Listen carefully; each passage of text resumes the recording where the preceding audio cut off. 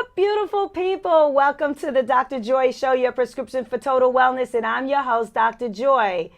Today, I have a special guest, and we're going to talk about what you get, what you settle for. Yeah, I looked down at the cards because I wanted to make sure I got it right. But before we get started, you know what we do on the Dr. Joy Show. We take it down with 3 deep breaths. Are you ready? Inhale. Exhale. Inhale. Exhale. Last one. Inhale. Exhale. Are you calm and relaxed? I know I am. I want to welcome a professional coach, TV show, producer, host, Natasha Sherman. And you have an award-winning television show, so I want to congratulate you on that. So, thank you. Yeah, so I did some checking. So I just want to read on because I want to make sure that I get it correctly, so then my viewers know. My guest, this is Natasha Sherman. She is a certified empowerment coach, life strategist. That's right. She's going to help you get your life together, and is the sole proprietor of Live by Design, Not by Default. You see how when I read that, I just automatically, just came out of my seat. Natasha works with people to intentionally, strategically, and powerfully produce effective results in their lives, including their careers, business, their relationships, their communication skills, their confidence, and their level of personal satisfaction. Natasha is also the producer and host of an award-winning show, Natasha, where guests talk about and share information about significant areas in their lives. So, I read a great introduction, but do you want to add anything to that? Thank you. No, that kind of is the overview, and it's interesting about because one of the things people start with is tell me about yourself. So you did that. Thank you. Did your research. I think the thing that I like to start with in talking about coaching, because coaching really is my passion. People are my passion. Giving people a voice. I'm so glad you said that. People kind of very often live kind of suppressed lives or resigned lives and don't feel like they have a voice or they have significance. And so it's in my television show as well, is giving somebody a voice. But there's this whole conversation in the world now about, as soon as you mention you're a coach, people go, oh, another coach. Exactly. So I want to talk about that. Good. Would you please? Because there's so many coaches out there. So what is it and what are the different categories? So here's the deal. You don't have to be educated, trained, or anything. You can call yourself a coach. You can, take a 3-hour course or no course. You just think you're good at coaching and you can call yourself a coach. And so that's one of the things. And that's why there are this abundance of coaches and people are rolling their eyes in their head. All right. You saw my mouth drop, right? Yeah. Okay. But the reality is that if you're going to the Olympics, do you want a highly skilled, trained coach who knows everything there is to know? Absolutely. Or do you want to hire somebody who likes sports and occasionally played them to coach you? No, I need somebody that knows what they're doing. It's the same thing in hiring a life success coach. So, they talk about, maybe changing the name. And then I thought, no, people need to know. I am a life success coach. I am highly trained. I've been in business for 16 years. It's a long time. Yeah. I coach individuals. I coach groups. I write trainings. I write courses. I do workshops. And you travel the world sharing your expertise as well. So that adds to one's level of credibility, I would say. Yes? Yes. So yes, I am a life success coach. And if you're looking for a coach, check out their credentials. Check out. So what credentials should a person look for? They should be trained. Like I actually went to a coaching school and got certified. The name? It's IPEC, and at that time it was called Institute for Professional Empowerment Coaching, and they've changed the name to Institute for Professional Excellence in Coaching. Okay. But it's IPEC. Okay. And I did training in person, online, over the phone. When I looked, I wanted something that wasn't just over the phone. I wanted weekends where we're digging in deep and doing the work. And I do remember the first day, he went around the room and said, so what makes you think you want to coach? And everybody talked about how they have, people love to tell them their problems and they like people. And he said, that's your starting point. Oh, well, yeah. That doesn't make you a coach. There are skill sets, very definite skill sets and training. And that's what I would say to people. Look for it. So what's your philosophy? What's your coaching philosophy? It's really great. I think that, first of all, people mostly live inside of the conversation of something's wrong with me and I need to be fixed. My coaching philosophy is you don't need to be fixed. You just want to thrive. And life and society hasn't fully supported that, but you can. And so I don't work with you to fix you. I work with you to open the doors to all those things that you've kind of been shut down to or haven't had access to, so that you get clear, so people, develop confidence, a stronger sense of themselves. We're all afraid, let's face it. Yeah, we have some fear factor. We're all afraid. We're all afraid of change. And that's fine. And I have walked all those steps. I have gone through many transitions in life, and we get stopped. But it's okay to be afraid. That's what a coach is there for, to take that fear and to guide you into that first step. And then the next one, and it's funny, I love this quote, and I don't know where I got it, but she talks about, there's one thing that is guaranteed to increase your feelings of control over your life. A bias toward action, one step at a time. She said, I don't know when we all bought into the idea that in order to change, you must feel eager or feel motivated to act. It's complete garbage. The moment it's time to assert yourself, you will not feel motivated. In fact, you won't feel like doing anything at all. And that's where a coach comes in, that takes you out of that. In the beginning, we talked about you get what you settle for. Yeah, yes, let's get into it. I share it with all my classes and all my clients. And I saw it was the best piece of graffiti I ever saw in a ladies' room. And it said, you get what you settle for. So what do you mean by that? So I'm sure in life, a lot of the conversations you hear are conversations of people feeling stuck or complaining. Yeah, all the time, Natasha, People all the time. are more invested in their complaints than in solutions. Why is that? It kind of lets them off the hook from doing something about it, and we all go, oh yeah, I get it, I understand, and we're all in this together, and it means we don't have to do anything. We can all be sympathetic. And as a coach, I am sympathetic, empathetic, but I'm going to get you to take another step. So you listen when someone is sharing their challenges, their issues. I don't want to call them complaints, okay? Because I'm just trying to say they have some concerns. Yeah. And then you probably say, ding, ding, ding. Okay, time's up. Now what are you going to do about it?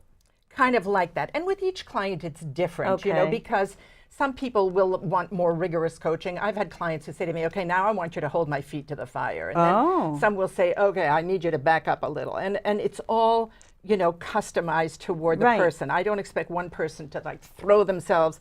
But, one of the areas of life that I'm kind of really drawn to right now in terms of coaching is women like 40 plus. And why is that? Because there's so many women suffering. And it's kind of the day and age of, women finding their voice and whatever.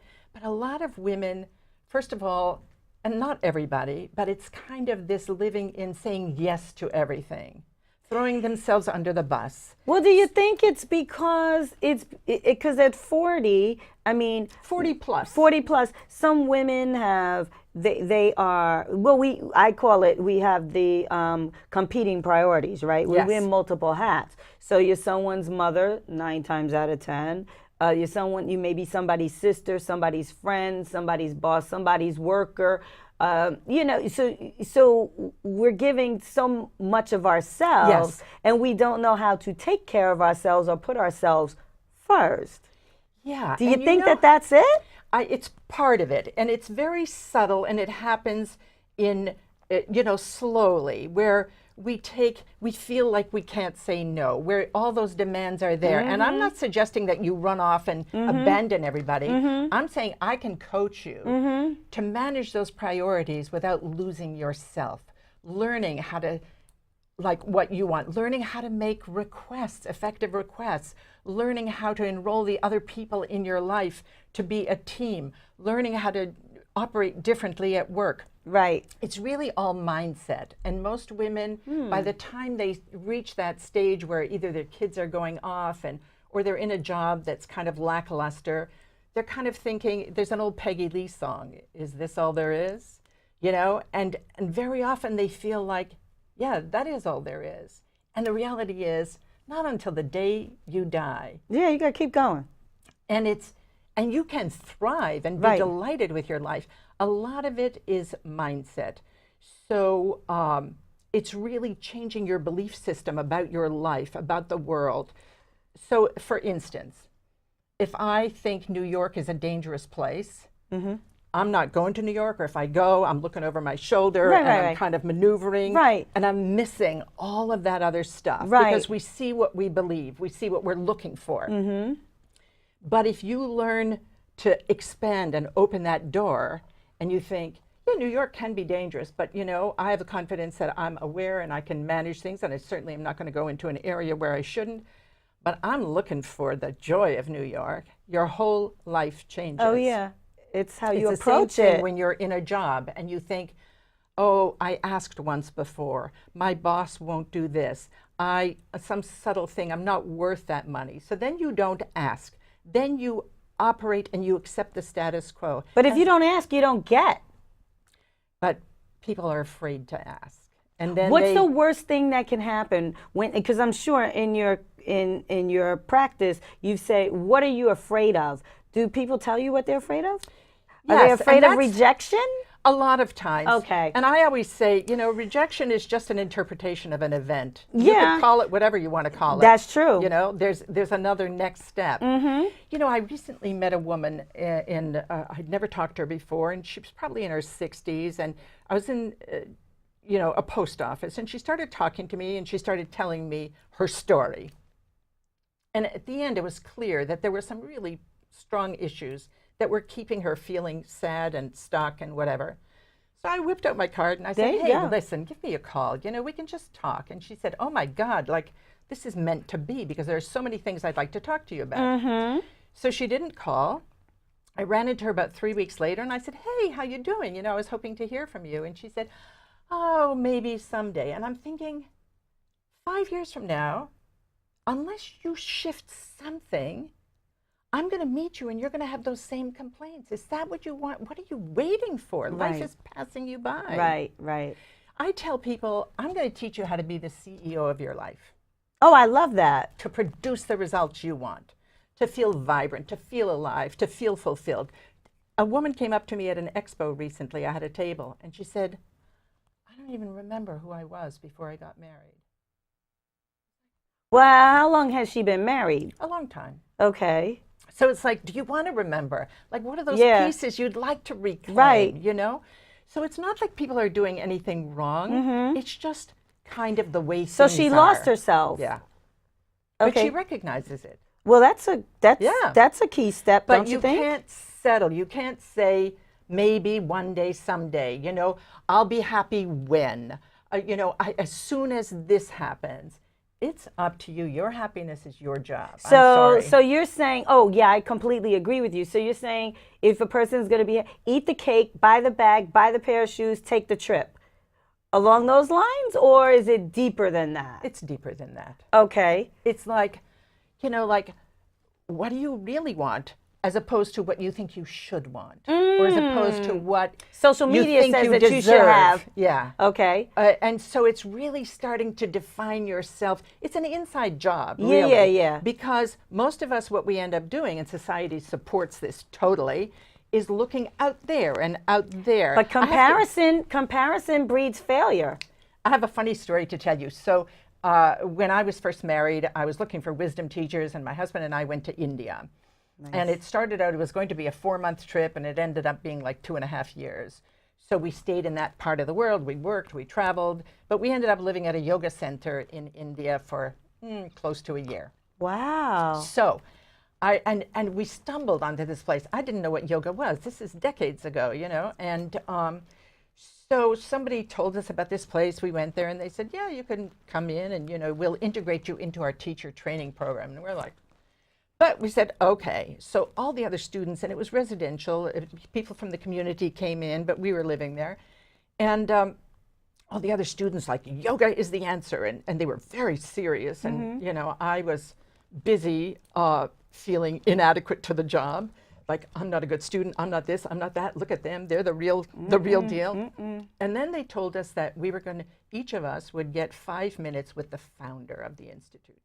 He was in his 80s, 90s, and he had a very fiery personality. And they said, you'll get to ask him one question.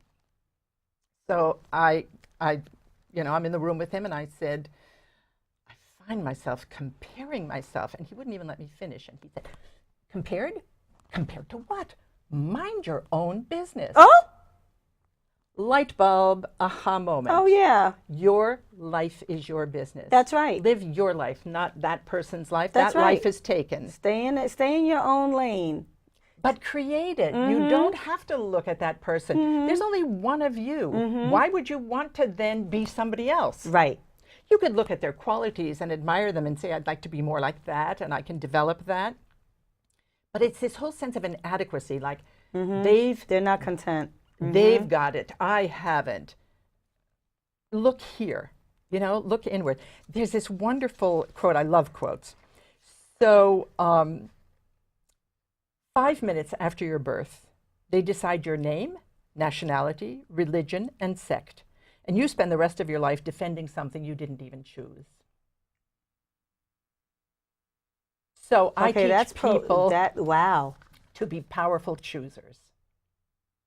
Like, start to dismantle the conversations you inherited. Start to dismantle the things that don't work for you. I often say to people, I'm the you coach, because no matter where you go, what you're bringing with you, all the things that really work well in the way you operate, also all the things that don't work well in the way you operate. So it's your journey. I will teach you to be a powerful chooser. Start dismantling the things that don't work well. You know, you can never outperform your belief systems. Like, for instance, give me a for instance. So, you know, this belief that you should be something, whatever it is. So, as a mother, I should be able to manage my kids' schedules, be happy and involved in everything they do, and love every minute of it. And Julia Child in the kitchen. Yes, oh, and yeah. then well. and then, you know, be a great wife and whatever, and then noticing mostly where you fall short of the job. So it's really like, what does that perfect mom look like? What would she be doing? I once had a class. Tell us what this perfect woman looks like and does. And it got ridiculous, you know, because society. She's not 1 ounce overweight. She has all the right answers. She's a this. We went to the extreme. But yeah, but it's true, you know, it's like the expression, nobody's perfect. Well, then why are we buying into that game? Perfection is an illusion. Be the best you that you can be. That's right. Forget about some, you know, unreachable, super, you know, human being, which doesn't exist. But enjoy who you are. But that's a huge shift, Natasha. Huge. On an individual front, it's huge.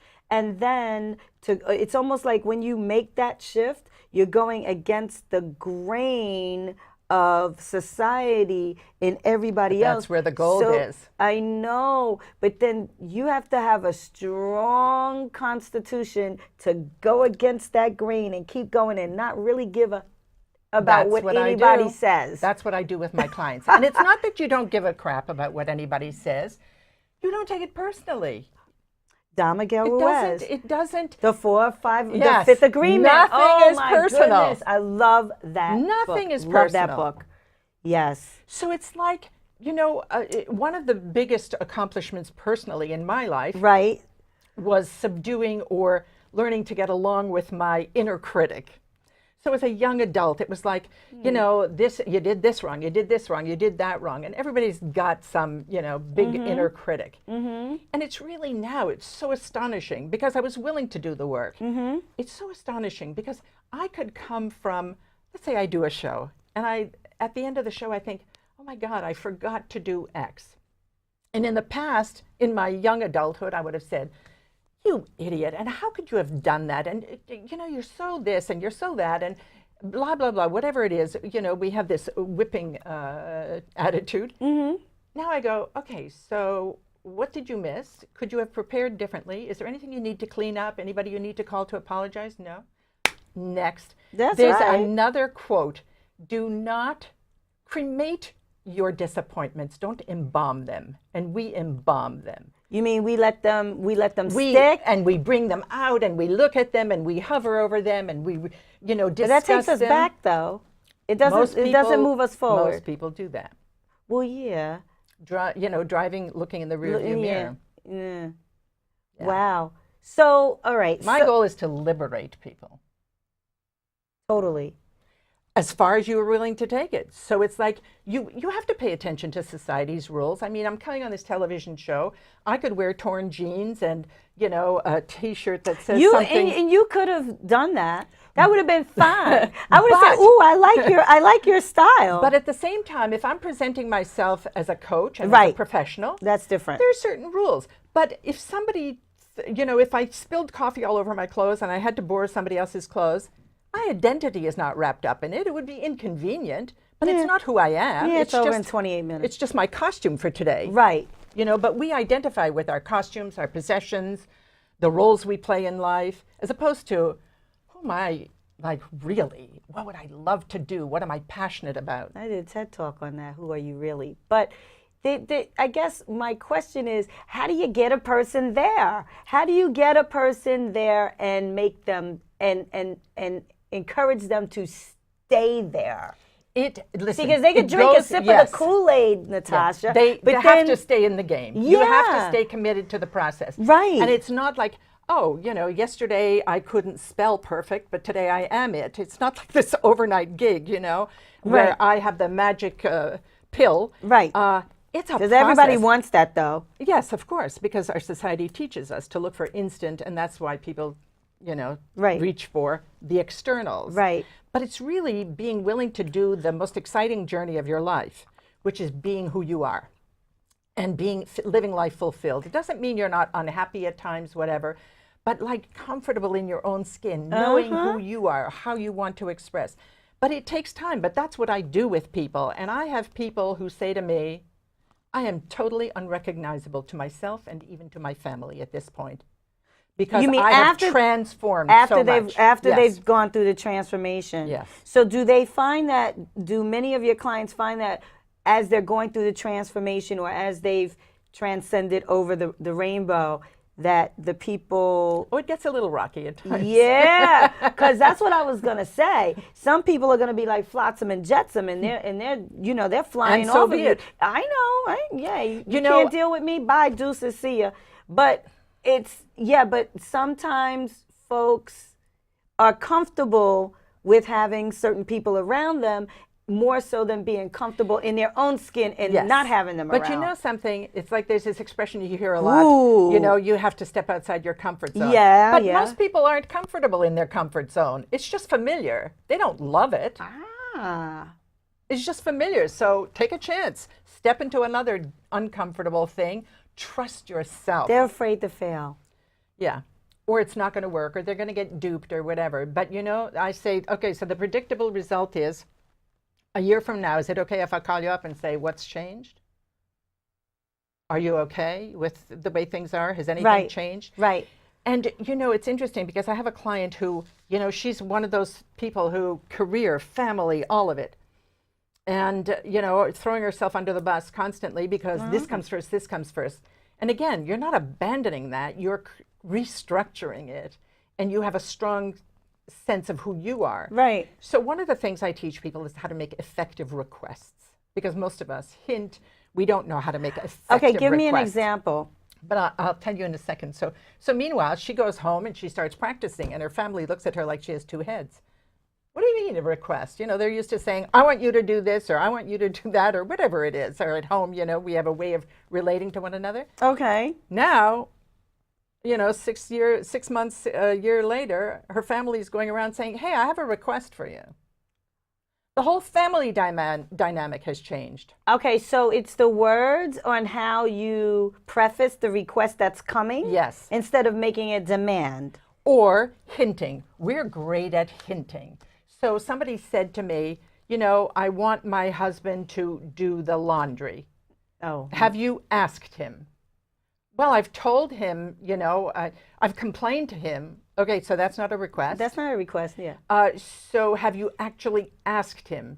Here's what I'd like you to do. Here's what the impact on you and me. Here's whatever it is. Like, honey, you know, I think that you help a lot in the house, but this is one of the things that I really feel overwhelmed with. I would like to know if every second time the laundry it needs to be done, you would take that on. Right. And so the way we would do it is we would let each other know, okay, this time I'm doing it, next week it's yours. And then you would take responsibility for that. Right. It would just make such a difference to me. Do you agree? You have to find out if there's agreement. Right. And then if not, is there a counteroffer, you know? But people start to say, Jesus, we don't talk like that. Start talking like that. Yeah, but okay, so I get it. In their own words, they should make requests in their own words. But clear requests. I've told my husband I'd like to go away. Okay, so that's a hint. Husbands are not good at hints. No, they're not. They want to know what do you want. What is it that you want? Yeah, they want to know what it is that they want because they're get to the point. Get to the point, and then they also are fixers. So you have to be talk very to them specific. in their language. So you get what you settle for. Okay, so I say to you, you know, to the lady in the post office, so are you willing to do something now to change that? Okay. I'll think about it. So what is it you expect to happen in the next 3 weeks or 6 months that is going to change that? What else do you need to hear that is going to have you take action? Oh, I don't know. I just have to think about it. Okay, you got what you got. You get what you settle for. So, Natasha, how can my viewers find you? Well, thank you for asking that. So they can go online. My website is a little ancient and creaky, but it still has the relevant information, natashasherman.com. They can call me. That's a good website. What's wrong with that? It's your name. They can call you. Yes, or at 609-689-9063. Or they can email me at nzs, Natasha, Zebra, Sam, nzscoach@verizon.net. So do you coach individuals, group, online, face-to-face, over the phone? Online, not yet. Typically over the phone. I've coached people I've never met. I will do face-to-face. I will do individuals and groups. I go into companies and do lunch and learns. I go into facilities and do motivational speaking. And I design workshops. I'm having a workshop, a vision board workshop, July 14th. Okay. And where they come in and they start to explore, like, what would my vision be, unconstrained? And they can find all of that on your site, right? Yes, or call me. Or call you. I want to thank you for being a guest on the Dr. Joy Show and telling people that you get what you settle for, right? So thank you. Don't settle. Until next time, be blessed, stay healthy. See ya.